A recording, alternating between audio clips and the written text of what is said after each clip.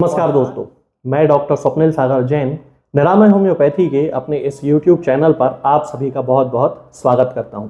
दोस्तों, मुलायम और ग्लोइंग त्वचा पाना आज के लाइफ स्टाइल में सभी लोगों के लिए बहुत ही ज़्यादा एक ज़रूरी चीज़ मानी जाती है।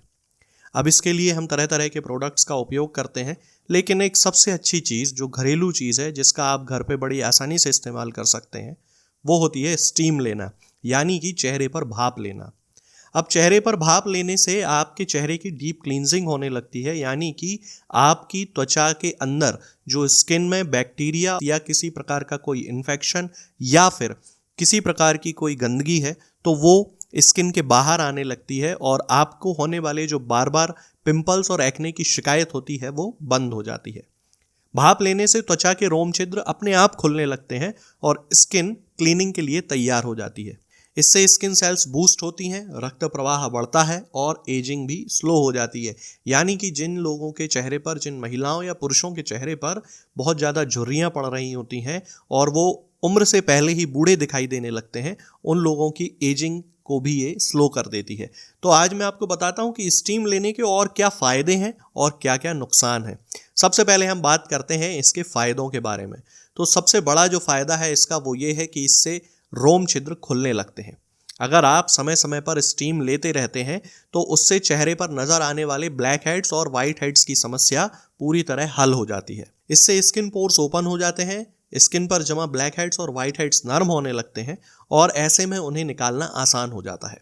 लेकिन हमेशा ये बात ध्यान में रखनी चाहिए कि हमें ब्लैक हेड्स और वाइट हेड्स को निकालने के लिए किसी नुकीली चीज़ का इस्तेमाल नहीं करना चाहिए।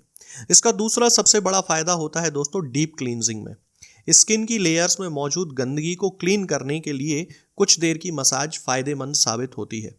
स्टीम के बाद ब्लैक हेड्स और वाइट हेड्स को हम रिमूव कर लेते हैं। उसके बाद सॉफ्ट स्क्रब्स अपने चेहरे पर अप्लाई करते हैं और 10 से 15 मिनट उससे मसाज करते हैं। तो जो डस्ट त्वचा के अंदर थी, जो कि स्टीमिंग से बाहर आई है, वो धीरे धीरे ऑटोमेटिकली क्लीन हो जाती है और त्वचा अपने आप ही ग्लो करने लगती है।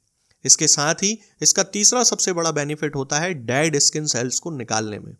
स्टीम के संपर्क में आने के बाद डेड स्किन सेल्स बाहर आ जाती हैं, जो कि मुहासों के बार बार होने का कारण होती हैं। इससे त्वचा नेचुरल तरीके से हेल्दी और क्लियर दिखने लगती है, क्योंकि वहाँ पर जो भी गंदगी मौजूद थी, जो बैक्टीरिया मौजूद थे, वो सब बाहर आ जाते हैं। और इसके साथ ही स्टीमिंग से, यानी कि चेहरे पर भाप लेने से, कोलेजन का स्तर भी बढ़ता है। तो त्वचा को मुलायम बनाए रखने के लिए समय समय पर स्टीमिंग हमें लेते रहना चाहिए। लेकिन दोस्तों, जैसा कि मैं अपने हर वीडियो में आपको बताता हूं कि हर चीज़ के अपने फ़ायदे और नुकसान दोनों होते हैं।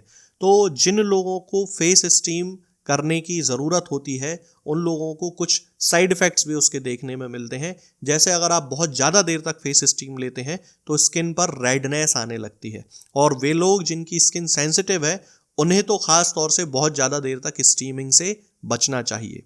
National institute of occupational safety and health के अनुसार स्टीम लेने से कई लोगों को स्टीम बर्न का सामना करना पड़ता है।